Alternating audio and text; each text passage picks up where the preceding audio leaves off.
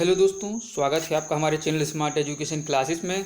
तो देखिए, आज का जो हमारा वीडियो रहेगा वो रहेगा आपका भारतीय राज्य व्यवस्था यानी कि पॉलिटी का। और इसमें हमने पहला जो वीडियो था आपका वो था भारतीय संविधान का विकास, और आज का वीडियो है आपकी प्रियम्बल यानी कि प्रस्तावना से कुल मिलाकर आपके 20 से 22 क्वेश्चन बनते हैं, जो सारे इस वीडियो में डिस्कस किए जाएंगे। और गागर में सागर भरने वाली ये सीरीज यानी कि कम समय में आपको ज़्यादा से ज़्यादा कंटेंट देने का प्रयास किया जाएगा। चलिए शुरुआत करेंगे। जूनियर एडेड शिक्षक भर्ती के लिए ये सीरीज है, और चैनल को सब्सक्राइब नहीं किया है तो सब्सक्राइब करिए, वीडियो को लाइक शेयर भी किया करें। जल्द ही आपको सारे वीडियोज उपलब्ध करा दिए जाएंगे। चलिए, ये आपकी बुक्स हैं जिनसे आपको कंटेंट दिया जाता है ताकि कोई प्रश्न ना रह जाए।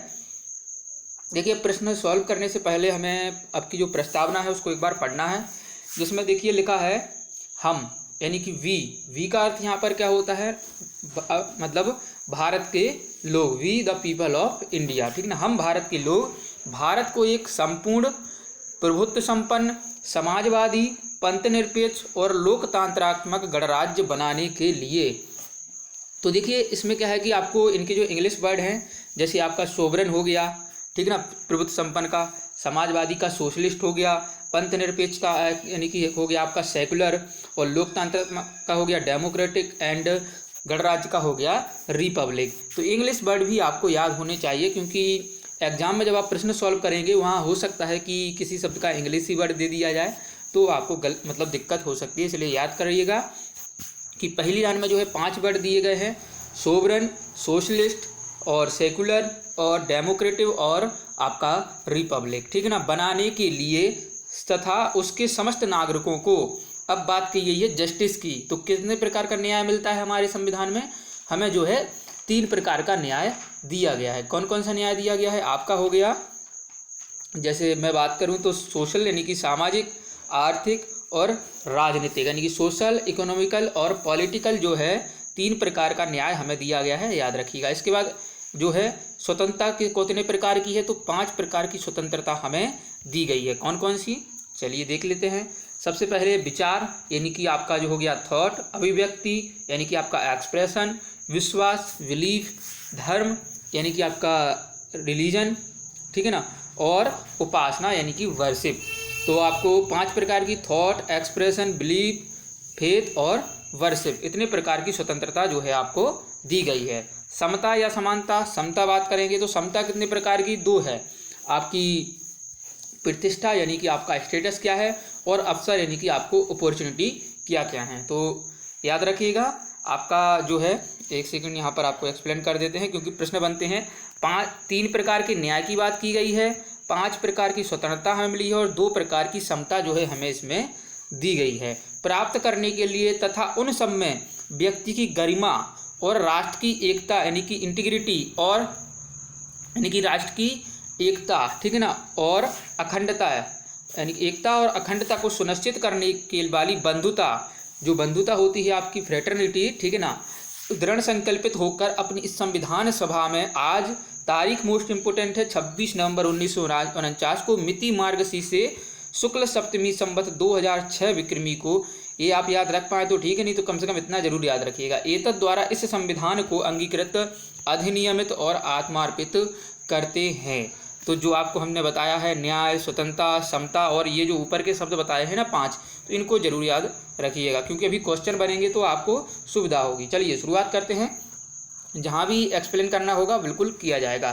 तो संविधान सभा में उद्देश्य प्रस्ताव कब पारित होता है, कब प्रस्तुत किया गया था? जो आपकी प्रस्तावना के लिए, प्रियम्बल के लिए, तो वो आपके जवाहरलाल नेहरू जी ने किया था 13 दिसंबर 1946 को। इन्होंने जो है आपका ये प्रस्ताव लाए थे। पहला प्रस्ताव किस रूप में आया था? ऑब्जेक्टिव रेजुलेशन, जो कि आपका नेहरू जी ने दिया था, और इसको जो है एक्सेप्ट कब कर लिया गया था? आपका 22 जनवरी 1947 को ये चीज़ एक्सेप्ट कर ली गई थी, ठीक है ना। और आपकी जो संविधान की प्रस्तावना है उसे पॉलिटिकली हेरोस्कोप, मीन ये कि भविष्य किसने बताया था? तो वो थे आपके KM मुंशी ने जो है इसे पॉलिटिकल हॉरोस्कोप कहा था।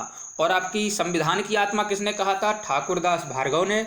और एक और हुए हैं आपके NA पालकीवाला, इन्होंने क्या कहा है? आइडेंटिटी कार्ड ऑफ कॉन्स्टिट्यूशन कहा है आपकी संविधान को की प्रस्तावना को। और इसका जो पेज डिजाइन किया था, आपकी जो प्रस्तावना का आपने पेज देखा होगा, तो वो किसने किया था? वो राम मनोहर सिन्हान है। तो ये क्वेश्चन भी आप याद रखेंगे। चलिए इसके बाद देखिए, भारतीय संविधान का कौन सा भाग जो है भारत को एक धर्मनिरपेक्ष यानी कि सेकुलर राज्य के रूप में वर्णित करता है। धर्मनिरपेक्ष का मतलब क्या होता है कि जो है हमारे राज्य का कोई भी धर्म नहीं होगा और हम सभी राज्यों के जो यानी कि जो जितने भी धर्म है हमारे यहाँ, हम सभी का सम्मान बराबर करते हैं। तो ये प्रस्तावना में वर्णित किया गया। भारतीय संविधान की प्रस्तावना में भारत को एक सार्वभौमिक, समाजवादी, पंथ निरपेक्ष, प्रजातांत्रिक और गणतंत्र के रूप में वर्णित किया गया है। देखिए ये प्रस्तावना की पहली लाइन है। और सर्वोच्च न्यायालय द्वारा ऐसा किस बात में कहा गया था कि अनुच्छेद 368 के अंतर्गत संविधान की प्रस्तावना में भी संशोधन किया जा सकता है, परंतु मूल ढांचे का उल्लंघन करने वाला नहीं होना चाहिए। तो ये था आपका केशवानंद भारती बनाम जो है केरल राज्य केस, जो कि 1973 की बात है।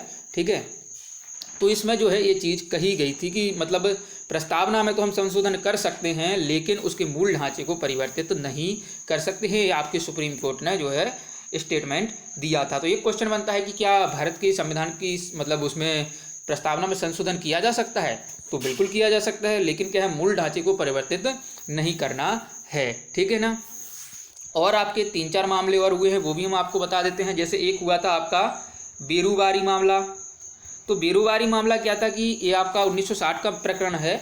तो इसमें जो सुप्रीम कोर्ट ने कहा था कि प्रस्तावना जो है संविधान का भाग नहीं है, इसलिए संसद उसमें संशोधन नहीं कर सकती है। ये कहा था आपका बेरुवारी 1960 के मामले में।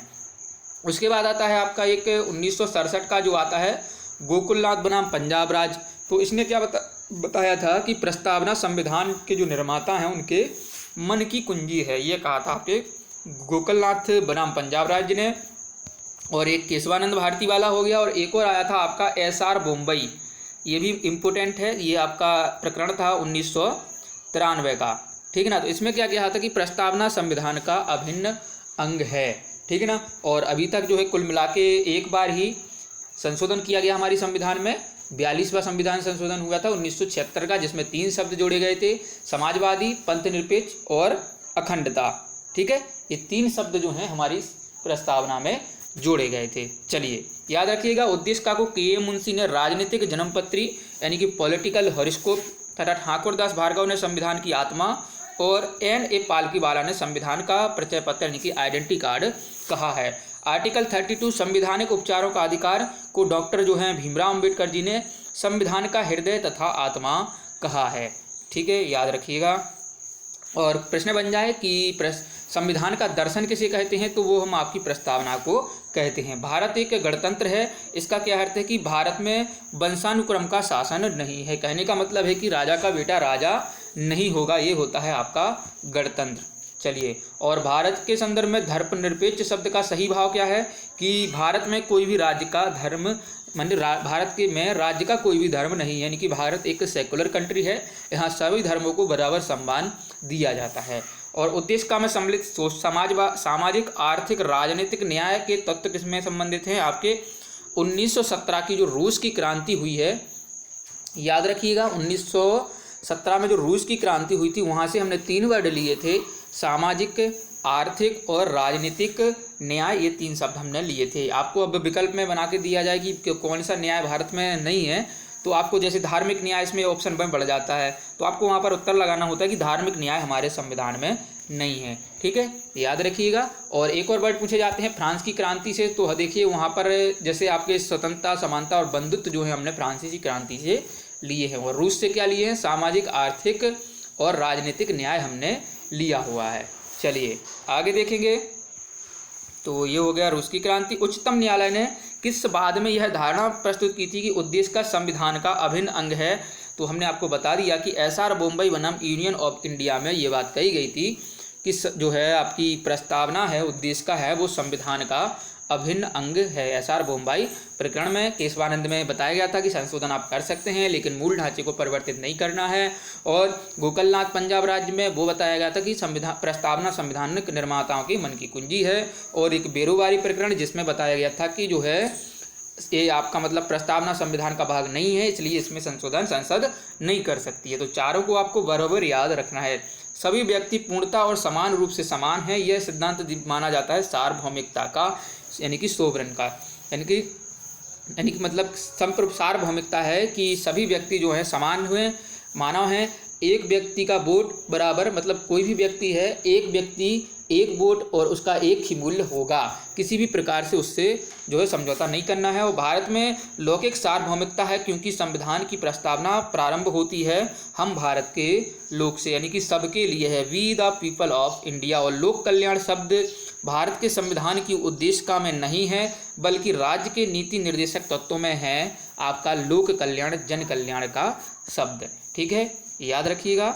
और देखिए किस संविधान के द्वारा भारतीय संविधान की जो है उद्देशिका में संशोधन किया गया, तो 42वां संविधान संशोधन 1976 का था, और जिसमें हमने जो है 3 शब्दों को जोड़ा था। कौन कौन से शब्द जोड़े थे बताइएगा। चलिए 1 सेकंड का आपको समय भी देते हैं कि कौन कौन से शब्द जो है हमने जोड़े थे, बताइए।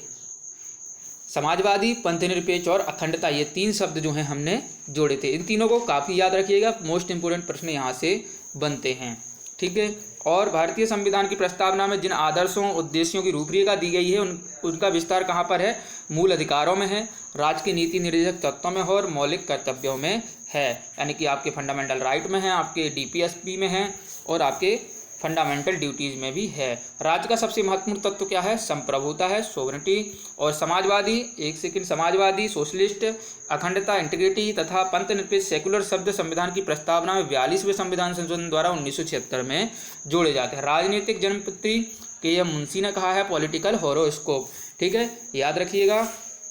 प्रस्तावना संविधान का अंग नहीं है, उच्चतम न्यायालय ने किस बात में बताया था, तो वेरुवारी संघ मामले में बताया था कि ये जो है प्रस्तावना संविधान का भाग नहीं है और इसमें जो है संसद अपने मन से संशोधन नहीं कर सकती है। और संविधान निर्माण में महत्वपूर्ण भूमिका निभाने वाले संविधान सभा के सदस्य सर अल्लादी कृष्णास्वामी अय्यर के अनुसार संविधान की प्रस्तावना हमारे दीर्घकालिक सपनों का विचार है, तो इन्होंने स्टेटमेंट दिया हुआ था। तो ये आपका प्रियम्बल प्रस्तावना। इसके अलावा कोई क्वेश्चन छूटता है, आपको डाउट है कुछ, तो आप कमेंट करिएगा। वीडियो को लाइक करें, शेयर करें और चैनल को ज़्यादा से ज़्यादा सब्सक्राइब करिएगा। मिलते हैं अगले वीडियो में। जय हिंद, जय भारत।